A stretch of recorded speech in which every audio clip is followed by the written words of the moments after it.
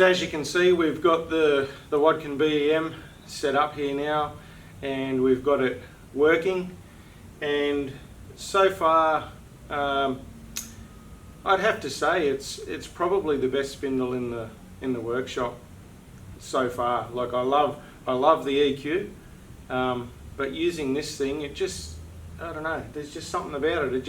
It's a very, very good machine, and I'm super duper happy with it. So to give a little bit of a rundown of what happened here when I got this machine. So I bought this and the SCM T120 as a package very, very cheaply. The T120, as I said in the video on that, it was missing the fence. I've since got a fence set up on that now, and this fence was on the T120. It's come back onto this machine. But this machine had the rise and fall section here, the bearing carriage. How, I don't know, but somebody had snapped that in half, and the person I bought it off had tried to fix it by welding it back together, but being cast iron, very difficult to weld, didn't work. So anyway, when I picked it up, I got it here, and I got a fella that does all the repairs for me. He came and took the shaft away, got a new bearing block for it, put a new bearing in it, fitted it all up for me, and now it's back to working order again. How on earth they could break that, I really don't know.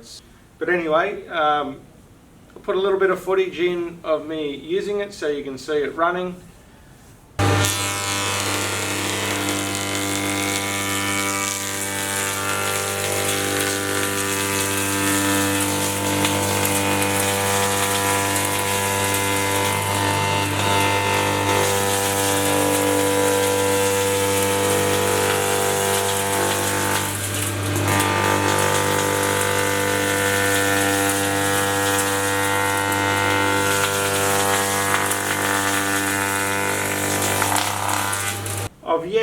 I've got it wired up, but I haven't got extraction hooked up to it, or at least I haven't got the main extraction here hooked up to it at the moment. I've just got a portable single bagger over here hooked up to it, just so that I can actually use it. All in all, it's pretty good.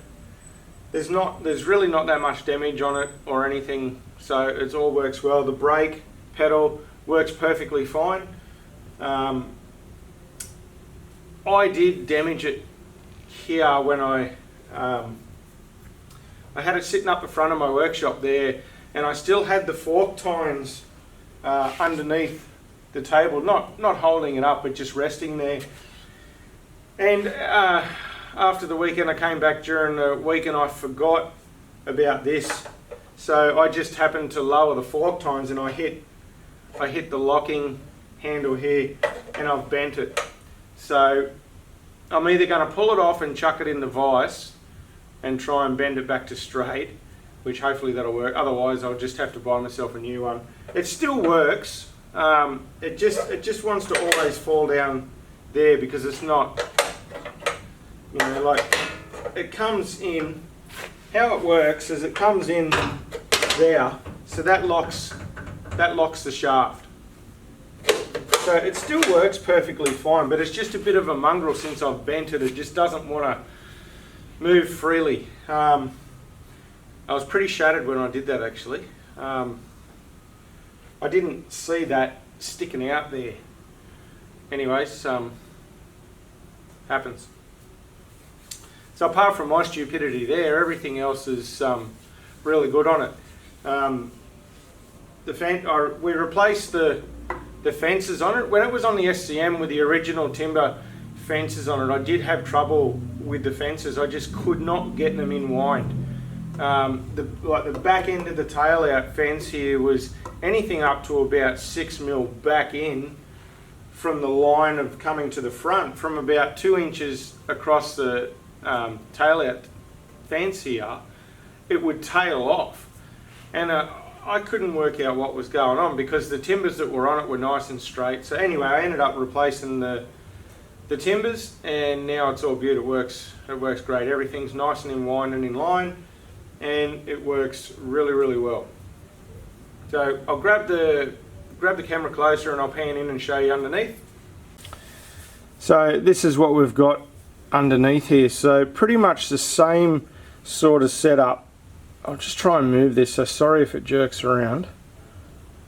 So it's the same setup as the SCM, only the method to release the brake is pretty much the tension on the belt. It's pretty much the same, but it is a little bit different. It's just got this tiny little handle here. So we just pull that, and that loosens the belt so that we can shift it around. This here, that's where the brake is. So if you can see here, when I push that in, that's how the brake works. So that's a vastly superior method to the SCM. As with the SCM, this machine had switches everywhere. So again, sorry about the jerkiness here, but see you've got that switch there. Now, I don't even know what that switch is doing, because the red and the green buttons there, they don't correspond with anything on the inside of the switch. So if you press the green button, nothing happens. But in saying that, everything's wired through that, so I have to keep it there. Like, I can't pull anything off it. I literally have to keep it there. Now, if I pan up, there's the original two switches that should be on it. That should be all you need. And just maybe, as I said once before, maybe just a panic stop. But that's really all you need. So this is the fence and the hood system on this one. From what I've seen, there is other ones that I've seen are different to this. So I'm not sure whether in older years of the machine they made advancements to this system, but other ones that I have seen look better, look to be a better setup than this one. Like, there's nothing wrong with this one in functionality and that sort of stuff, but what I don't like, all of this air in through here, like you can see the shavings all around here. Like there's with this kind of setup, unless you've got guards manufactured to sit around and over here, as it stands, there's nothing to stop shavings blowing out there. Like, you still get the vast majority blowing through into the extraction, but you do get a lot blowing out this way. So that, I find that a bit irritating. I do have a friend that has a BEM, so I might go and have a look at his and see how his is set up. But anyways, this is the only one I've ever seen in the flesh, so I don't know how the others work. If anybody knows or has any pictures of a different sort of setup, I'd be pretty keen to see it.